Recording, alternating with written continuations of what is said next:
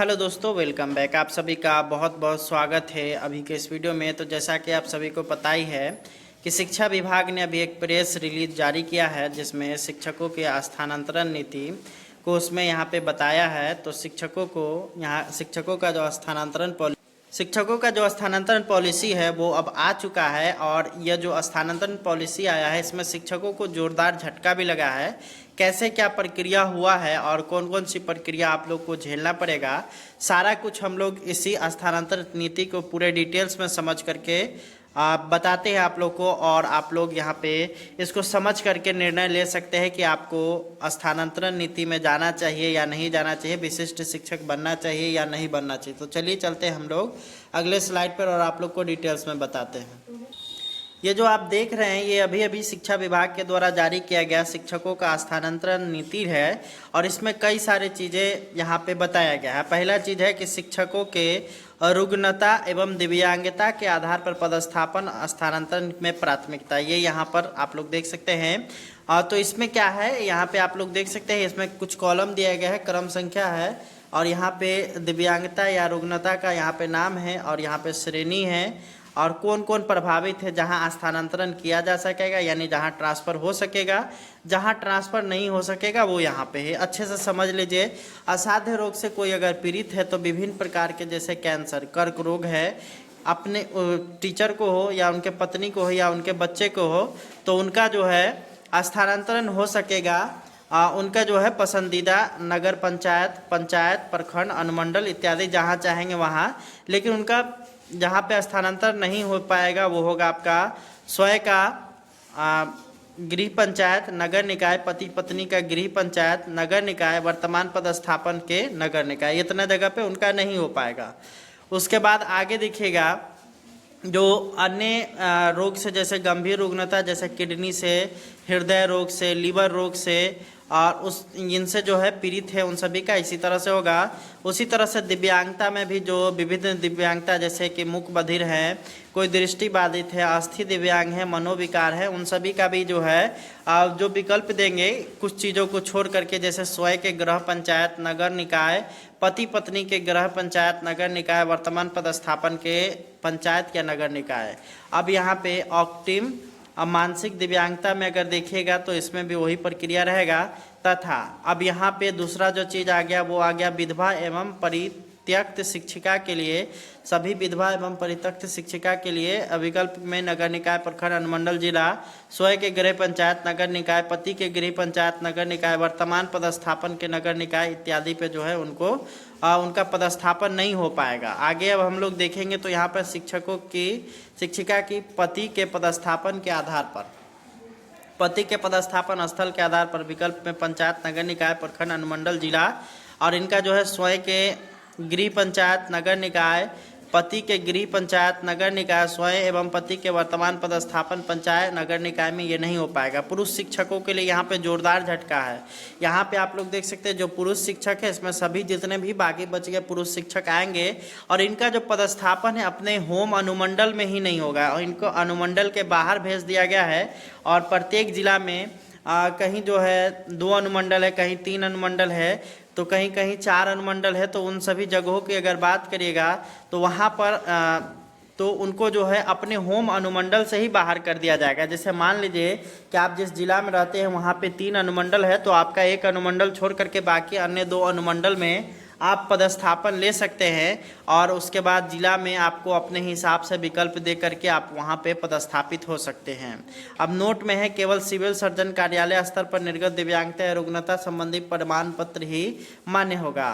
स्थानांतरण एवं पदस्थापन के समय जो दिशा निर्देश दिए गए वो है यहाँ पर है कि शिक्षा विभाग के विभिन्न विद्यालयों में विहित वेतनमान के नियुक्त नियमित शिक्षक, स्थानीय निकाय द्वारा नियुक्त शिक्षक, सक्षमता परीक्षा उत्तीर्ण, विशिष्ट परीक्षा, अब बीपीएससी द्वारा नियुक्त एवं कार्यरत शिक्षक, यहाँ पे इसमें सभी शिक्षक को शामिल किया जा रहा है। इसमें जो है नियोजित शिक्षक भी जो है आएंगे क्योंकि इसमें देख सकते हैं स्थानीय निकाय द्वारा नियुक्त शिक्षक इसमें आ रहे हैं, सक्षमता परीक्षा उत्तीर्ण विशिष्ट शिक्षक भी आएंगे इसी में। ठीक है, आगे अगर हम लोग देखेंगे तो उपरोक्त कंडिका 2 के अनुसार विभिन्न प्रकार के कार्यरत शिक्षकों का अनुपात समेकित रूप से जिला स्तर पर एवं यथासंभव विद्यालय स्तर पर क्रमशः 10, 30, 30 एवं 30% सुनिश्चित हो सके इसे स्थानांतरण में पदस्थापन के समय ध्यान रखा जाएगा। शिक्षकों का पदस्थापन स्थानांतरण कंडिका 1 में वर्णित अध्यमता के आधार पर है। उसके बाद है किसी विद्यालय विशेष में महिला शिक्षकों के पदस्थापन या स्थानांतरण की अधिसीमा 70% होगी। प्रत्येक शहरी निकाय को 1 इकाई मान करके स्थानांतरण की कार्रवाई की जाएगी। शिक्षिका को उनके सेवा काल के प्रत्येक 5 वर्ष शिक्षकों को सेवा काल के प्रत्येक 5 वर्ष में स्थानांतरण पॉलिसी का जो है यहाँ पे उसमें जाना पड़ेगा। उसके आगे अगर बात करिएगा तो आगे यहाँ पे बताया गया है वो है कि शिक्षकों को उनके 5 वर्ष हो गया सेवा काल में कंडिका 1 में अंकित रुग्णता एवं दिव्यांगता के क्रम 1 से 4 में वर्णित श्रेणी के शिक्षकों का उनके अभ्यावेदन पर विचार करते हुए 5 वर्षों से पहले भी उनके स्थानांतरण पर विचार किया जा सकेगा।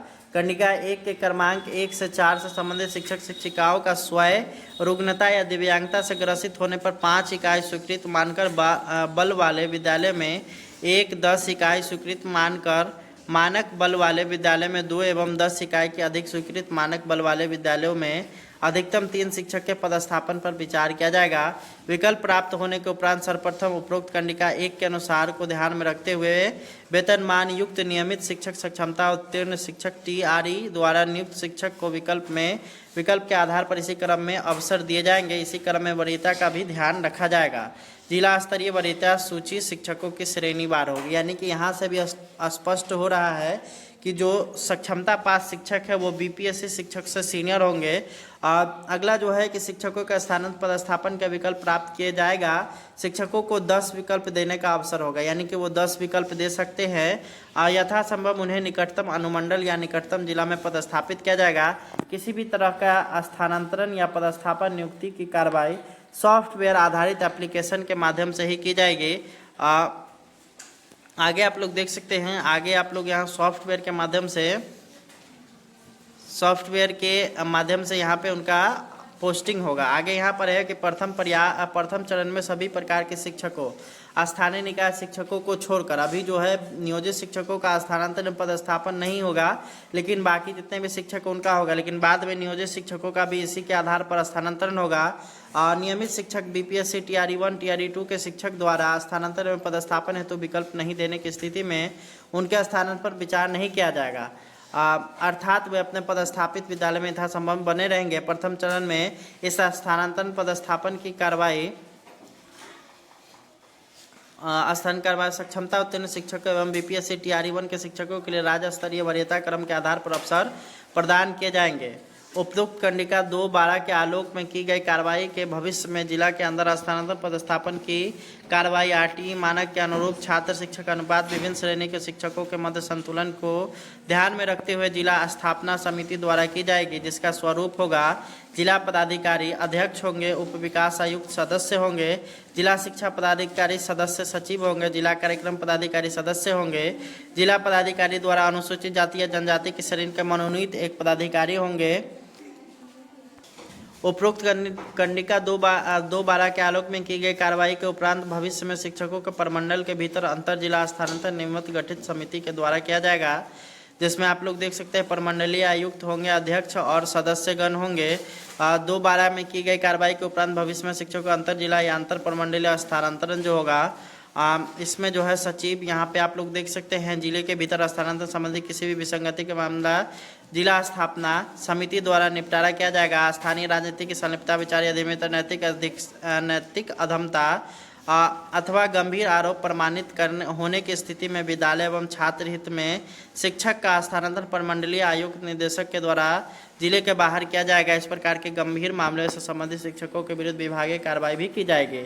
इस नीति के इतर प्रशासनिक कारणों से अभिलेखित करते हुए जिला पदाधिकारी प्रमंडलीय आयुक्त एवं विभाग द्वारा प्रशासनिक दृष्टिकोण से शिक्षकों का स्थानांतरण किया जा सकेगा। सामान्य शिक्षकों का प्रतिनियुक्ति नहीं की जाएगी। अति आवश्यकता होने पर जिला स्थापना समिति द्वारा 3 माह के लिए प्रतिनियुक्ति का आदेश दिया जा सकेगा। स्थानांतरण एवं प्रतिनियुक्ति संबंधी आदेश विभागीय पोर्टल के सॉफ्टवेयर आधारित ऑटो जनरेटेड फॉर्मेट के माध्यम से निर्गत की जाएगी। अन्य किसी माध्यम से स्थानांतरण प्रतिनियुक्ति नहीं किया जाएगा। विद्यालयवार स्वीकृत पदों की संख्या विभाग द्वारा संसूचित की जाएगी। सभी स्थानांतरण के आवेदन पत्र ई शिक्षा कोष के माध्यम से ऑनलाइन प्राप्त किए जाएंगे। किसी प्रकार के फिजिकल डॉक्यूमेंट जो पूर्व में जमा किए गए हैं उन्हें भी ऑनलाइन जमा किया जाएगा। स्थानांतरण नीति के संबंध में औपचारिक आदेश अलग से निकाला जा रहा है, इसे लागू करने की प्रक्रिया अलग से निर्गत किया जाएगा। अब यहाँ पे बहुत सारे शिक्षकों की समस्या उत्पन्न होगी जो कि सक्षमता पास है, उन सभी का क्या है कि बहुत उसमें से लगभग 70 से 80% शिक्षक ऐसे हैं जो कि अपने नज़दीकी घर से नज़दीकी विद्यालय में कार्यरत हैं और उनको जो है अब जो पदस्थापन होगा उनका अनुमंडल छोड़ करके दूसरे अनुमंडल में किया जाएगा, जिसके बाद शिक्षकों में काफ़ी अधिक भगदड़ मचने वाला है, जो कि यहाँ पर आप लोगों के लिए यह जो स्थानांतरण नीति लाया गया है वो यहाँ पर इसमें देखने को मिलेगा। उम्मीद करते हैं कि आप लोग पूरे डिटेल्स में सारा कुछ समझ गए होंगे। मिलते हैं नेक्स्ट वीडियो में। धन्यवाद।